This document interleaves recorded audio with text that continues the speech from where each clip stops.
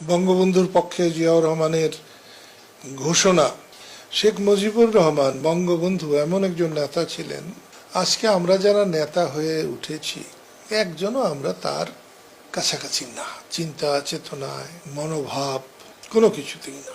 বঙ্গবন্ধু শেখ মুজিবুর রহমানের দূরদৃষ্টি সম্পূর্ণ নেতৃত্ব না হলে আমরা স্বাধীন হতাম না, বাংলাদেশ হতো না। তিনি ধরা দিতে যাবেন কেন, আর তিনি ধরা দেবেন না কেন? এখানে প্রশ্ন তো নানা রকমের।